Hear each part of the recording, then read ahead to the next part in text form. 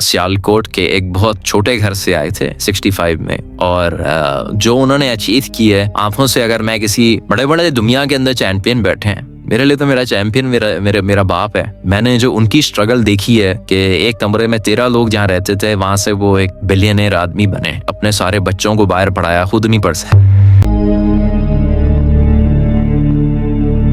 या आगे या आप घोंसले से बड़ा हो जाएंगे या घोंसले के अंदर मसाइल हो जाएंगे कि आप वहाँ पे एडजस्ट नहीं, आपका साइज में, आपकी फिगर का साइज में एडजस्ट नहीं हो सकेगा। जिस्म का साइज तो किसी घर में आ सकता है, फिगर का साइज नहीं आ सकेगा। और वो एक ऐसी तन्हाई है कि आदमी फिर आगे जो एक्सपीरियंसेस होने हैं उसके साथ, वो तो बात की बात, उसमें उसे हर बार एक ना एक टाइम पर हर झटके पे यह एहसास जरूर आएगा, काश के नहीं निकला होता, काश के नहीं निकला होता, काश के वो 9 to 5 ही कर लेता और बिजनेस नहीं किया होता, काश वो कैपिटल इन्वेस्ट नहीं किया होता। काश का मेरे पास एक बहुत अच्छा ऑप्शन हमेशा से रहा है। मेरे वालिद साहब एक बहुत ही सेटल्ड बिजनेसमैन है और माशाल्लाह मेरे सारे भाई भी बहुत बिजनेसमैन, और मैं दुनिया में अगर किसी की मेहनतों से इम्प्रेस हूं ना तो वो मैं भट्ट साहब की मेहनत से इम्प्रेस हूँ।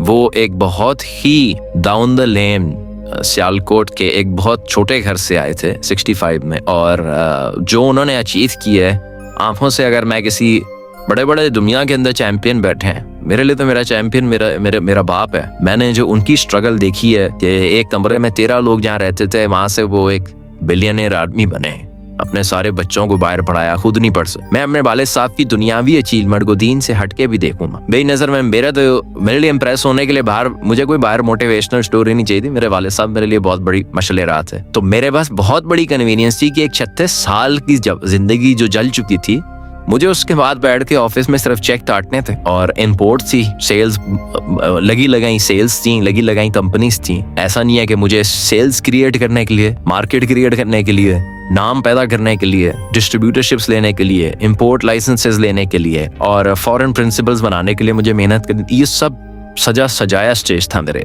मुझे कुछ नहीं करना था। मैं अमेरिका भी चला गया था, वो भी एक मेरा बड़ा मसला है, वहां भी मैं बहुत सी चीजें मुकम्मल नहीं कर सका। तो I just had to do nothing, I just had to fit in, adjust and accept। ये 3 लफ्ज आप लिख लीजिएगा, शायद आपका पोर्ट्स खा जाए कोई इस पे। If I fitted in, adjusted and accepted, life would have been very smooth। मगर उन waters, उन फड़फड़ाहट के अंदर अगर मुझे सही डील नहीं किया गया या मैं खुद को सही डील नहीं कर सका, और अगर मैंने भंड मारे हैं बहुत बड़े बड़े, जो कॉस्ट मैंने पे की वो अपनी जगह पे, लेकिन it could have been very easy if I would have chosen that life।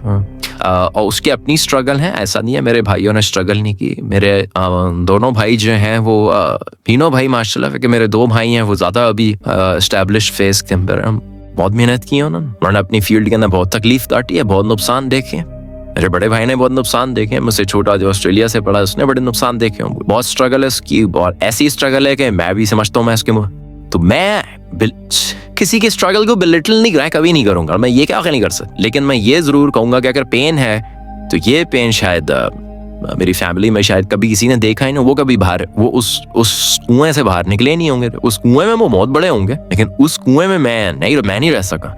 Coming back to that अदालुशी, उस गद्दी पे बैठ के जो बादशाहत थी, उस गद्दी से निकलने के बाद जो किया गया है वो तो मैं सलाम पेश करता हूँ उस पूरी कौम को जिन्होंने मेरे साथ किया। वो जो एनालॉजी है कि एक घोंसले से या तो आप बड़े हो जाते हैं, आपको निकाल दिया जाता है और फिर आप उड़ते हैं। नहीं, घोंसला भी ठीक था, हम बेवकूफ, ठीक है, इसको इस तरह अलग। कभी कभी आज हम उस घोंसले की कन्नड़ वो कहते ना, for courage you need to be somehow आपको थोड़ा बेवकूफ होना पड़ा, you need to be a little stupid to be brave। yes, so it was there and I took my chance, I have no regrets on it। बड़े परिंदे को बता दिए देना बाहर कौन शिकारी वेट कर रहा है तुम्हारा के लिए, और हाँ वो थोड़ा उसको लगना चाहिए कि मैं ही हूँ। नहीं, ऐसा बात नहीं थी कि समझाने वाले ब्रेन्स नहीं थे उस टाइम, ठीक है, बहुत समझाने वाले थे, हमारे बड़े बहुत समझदार थे, हमारे इर्द गिर्द भी समझदार। हमारे अंदर का तूफान जो था ना वो बहुत पागल थे। अल्लाह ताला ने जब तो जवानी के अंदर जज्बात ज्यादा रखे और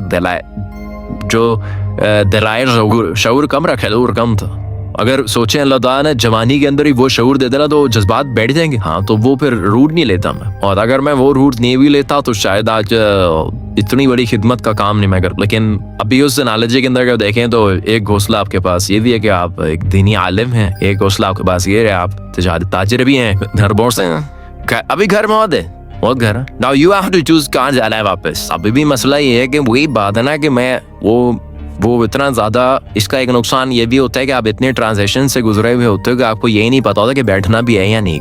ये तो बिग प्रॉब्लम। लेकिन घर बहुत है। और असल क्या है? असल भी बड़ा मसला है। आखिरी ऊंट कहाँ बैठाऊंगा, वो भी बड़ी टेंशन। क्योंकि जिधर किसी से असल मिलाने की कोशिश भी की है ना, तो वहां भी मैंने बहुत तासुब देख। मैं कभी नाम नहीं लूंगा, सही, लेकिन मैंने बहुत कम जगहों के ऊपर वो जेन्युइन एक्सेप्टेबिलिटी देखी है कि जहां मुझे मेरी गलतियों, मेरी बेवकूफ़ियों, मेरी शॉर्टकमिंग्स और मेरे टैलेंट और पोटेंशियल के साथ कोई एक्सेप्ट कर ले मुश्किल है। वो प्रॉब्लम हो